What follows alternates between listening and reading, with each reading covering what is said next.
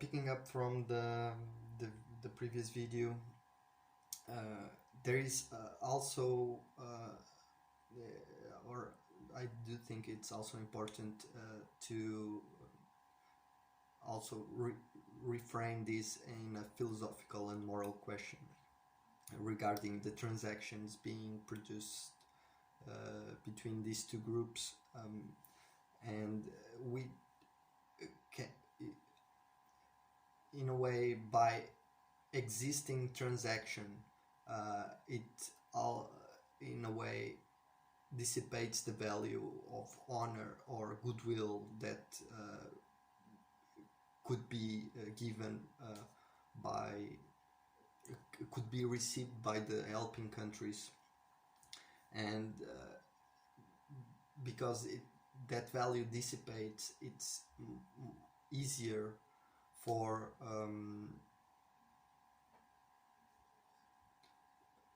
us to try to understand in which ways that benefit could not be valued more towards the human value instead of the financial gain. Well, regardless, this is being changed in most of the recent years, and thanks to some developments and some refocus of the general strategy of the United Nations. The first that I would like to bring is the announcement of the 17 Sustainable Development Goals. Despite of being symbolic, these goals are nonetheless important because in a way they work as a set of like a blueprint for what a country is lacking and what is necessary to reach, or how, well, at least what is necessary to reach. The thing about this that concerns me is the how to do it, and despite of this organization being already monitoring many of the things that they are doing, I do think that there is a possibility or a process to implement some kind of data analysis that could correlate how countries are tackling with different issues, and how the parameters that they are given to reach some of these sustainable development goals can be in fact put in a way that can be evaluated, but most importantly can be replicated. So it can be studied, and once it's studied can be replicated, and to do that it's necessary to create a kind of a database of all of the goals that each country is trying to tackle, and what are the measures that they are taking in order to try to fix it. So the thing about these sustainable development goals is they are not binding policy, so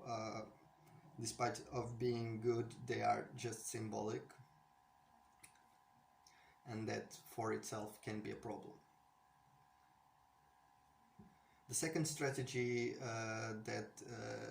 is refocusing in the youth, and how they can be a powerful force towards significant change through small and big acts. And by understanding that there is a global connection that these young people can more easily grasp, it's a way to reach not only more people, but at the same time new ideas and new perspectives. So, however, I don't think this is enough. And it's important to understand that there is a necessity to bring upon some change if we take into consideration all the problems presented above, and these can be addressed with more strong investment towards transparency, which can be changed by a more prevalent and robust strategy with social media and conventional media too. Furthermore, it's important to regain the praise for the success achieved, and how that can be of importance for both help and helping countries in the global picture, in order to narrow the gap between them, which can be further developed also with the social media and even conventional media strategies. Finally, it should be of the interest of the United Nations to further global sustainability, not only by announcing the 17 Sustainable Development Goals, but also by creating that database that I talked before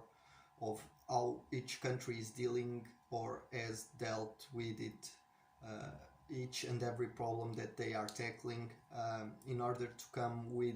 plans and approaches of actions